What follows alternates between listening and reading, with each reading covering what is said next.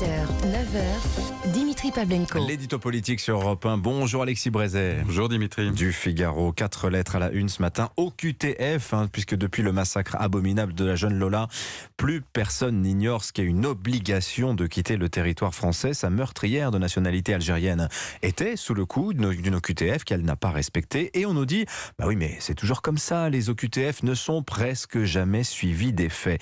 Comment on explique cela, Alexis ? Alors, tout ceci est un peu technique, mais commençons, si vous le voulez bien, par le commencement. D'abord, qu'est-ce qu'une OQTF ? C'est la notification d'une décision d'éloignement prise par le préfet à l'encontre d'un étranger, souvent un demandeur d'asile, qui a fait une demande de titre de séjour et à qui on l'a refusé, ou alors d'un étranger dont on s'est aperçu, à l'occasion par exemple d'un contrôle, qu'il était en situation irrégulière. Ces OQTF, les préfets en prononcent au bas mot 120 000 par an. D'où la fameuse question, sur ces 120 000, combien sont exécutés ? Alors la réponse a longtemps été taboue, mais enfin maintenant elle commence à être connue, pas plus de 10%. 10%. Pour mémoire, en 2012, à la fin de Sarkozy donc, le taux d'exécution était de 22%. Donc non seulement la situation est catastrophique, mais elle se dégrade. Je vous rappelle que fin 2019, Emmanuel Macron, pas Marine Le Pen, Emmanuel Macron, s'est publiquement fixé un objectif de, tenez-vous bien, 100%.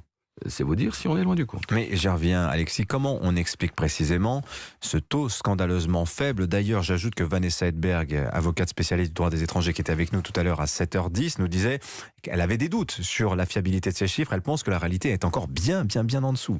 C'est bien possible. Mais comment ça se passe ? Au fond, il faut faire la comparaison avec un accident d'avion. Il y a un empilement de causes qui s'additionnent et il faut essayer de les passer en vue chronologiquement. Alors d'abord, quand une OQTF est prononcée, il faut la notifier à l'intéressé, ce qui suppose avoir son adresse et qu'il ouvre son courrier. C'est pas toujours vrai. Dans l'immense majorité des cas, il lui est demandé de quitter volontairement le territoire national dans un délai d'1 mois. Évidemment, les volontaires, il n'y en a pas trop. Et tous les autres se perdent dans la nature. Dans certains cas, les plus graves, l'OQTF peut être inscrite sans délai. Et l'intéressé peut alors être placé dans un centre de rétention administrative, CRA. Mais encore faut-il qu'il y ait de la place. Or, des places, il n'y en a que 1800 dans toute la France. Il en faudrait entre 2 et 3 fois plus. Et ceux qui n'ont pas de place, là encore, ils disparaissent. Ce n'est pas fini. Dans les centres de rétention, commence alors la valse des recours devant les tribunaux administratifs ou judiciaires. Si les juges considèrent, par exemple, que l'étranger est mineur, ou que son état de santé nécessite des soins en France, l'OQTF tombe, annulé. Il y a ainsi 9 motifs de refus d'éloignement.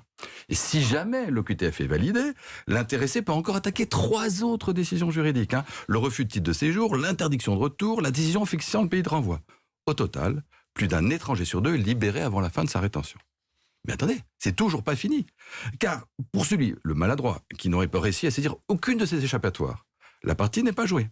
Pour lui faire quitter la France, il faut encore obtenir un laissez-passer consulaire délivré, ou pas, par son pays d'origine. Alors cette affaire-là, elle est connue, j'insiste pas. Et à la toute fin, il lui reste encore la possibilité de refuser de subir un test PCR avant de partir, ou tout simplement de monter dans l'avion. Et voilà comment sur 120 000, près de 110 000 ne quittent jamais la France. Effectivement, c'est édifiant. Face à cela, on ne peut rien faire, Alexis. Si, tout. Si on veut en finir avec cette faillite d'État, on peut tout faire, seulement il faut tout reprendre, tout changer, du début de la chaîne jusqu'à la fin. Il faut privilégier les départs sans délai, multiplier les places en centre de rétention, supprimer certains motifs de refus d'éloignement. Darmanin le propose d'ailleurs, mais Mme Borne n'a pas leur enthousiasme. Fusionner les différents recours en justice, vraiment faire pression sur les pays d'origine, en commençant par l'Algérie, sécuriser les vols de retour. Rien de tout cela n'est impossible. Il faut seulement un peu d'habileté juridique, et surtout, denrée rare par les temps qui courent, beaucoup de courage politique. Alexis Brézet, merci à vous Alexis. À la une de votre journal Le Figaro, la division des Européens sur les prix de l'énergie. Sommet des 27 ce jeudi à Bruxelles. On en parle dans moins de 5 minutes dans le journal de 8h.